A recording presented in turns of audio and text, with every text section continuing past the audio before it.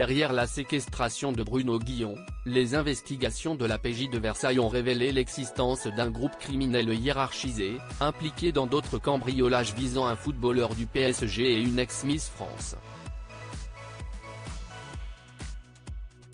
CIST sous le choc que Bruno Guillon, sa femme Marion et leur fils Anatole, 14 ans, ont été retrouvés dans la nuit du 27 septembre dernier.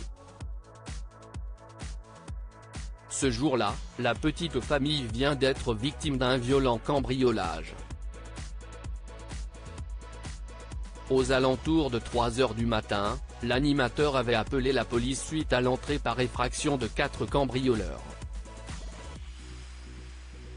À son domicile de Tessancourt-sur-Aubette dans les Yvelines, il a été extirpé de son lit et placé sous la menace d'une arme de poing tandis que sa compagne et son fils étaient ligotés par des colliers de serrage et bâillonnés. Le Parisien dévoile ce lundi 6 novembre celui qui est soupçonné d'être le cerveau de l'opération. Derrière cette séquestration, l'homme de longs bras 27 ans, et il a été écroué vendredi.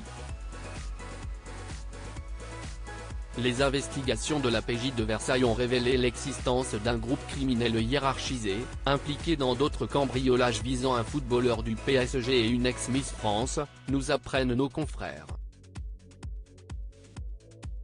Les cambrioleurs de Bruno Guillon étaient violents, chevronnés, structurés et organisés. On est donc loin ici du petit voleur d'opportunités. Ces malfaiteurs, soupçonnés d'avoir menacé la famille de l'animateur, appartenaient à un groupe criminel hiérarchisé qui s'en prend à de nombreuses personnalités en région parisienne. Le footballeur Julian Draxler, qui a joué au PSG de 2017 à 2022 ou encore l'ex-Miss France Sylvie Tellier, se retrouvent dans la liste des cibles. Selon les informations du Parisien, les enquêteurs de la police judiciaire de Versailles ont interpellé, le 30 octobre à Paris, Kamel Z. 27 ans, un homme bien connu des services de police. Grâce à des écoutes téléphoniques, il pense que c'est lui qui a recruté les cambrioleurs et joué le rôle de donneur d'ordre.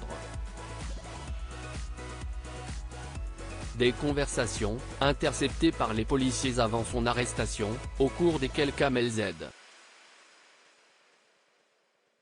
évoquait la préparation de nouveaux hommes Jacquin, avec de violentes séquestrations. Ce dernier a été mis en examen pour vol en bande organisée, association de malfaiteurs et placé en détention provisoire, ce vendredi 3 novembre. Le nombre de suspects impliqués et mis en examen s'élève donc à 4. Ils sont en effet 3 cambrioleurs à avoir fait main basse sur des montres de luxe, 1500 € en numéraire et divers sacs et maroquineries. Ceux qui ont ensuite pris la fuite sont alors identifiés. D'abord 2 premiers suspects, des adolescents de 16 ans, sont placés en garde à vue, où ils font usage de leur droit au silence, le 10 octobre.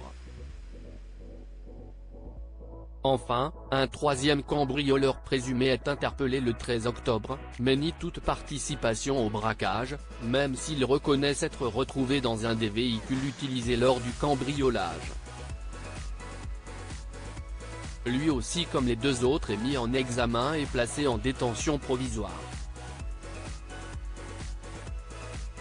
Désormais, ils sont rejoints par Kamel Z. Grâce aux écoutes, les policiers ont acquis la certitude que cet homme a organisé le braquage de Bruno Guillon.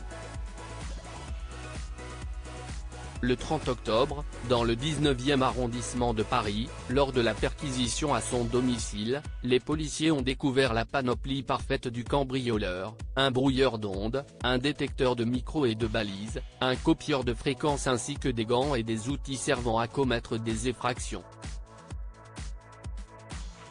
Il se mue lui aussi dans le silence, après avoir nié les faits.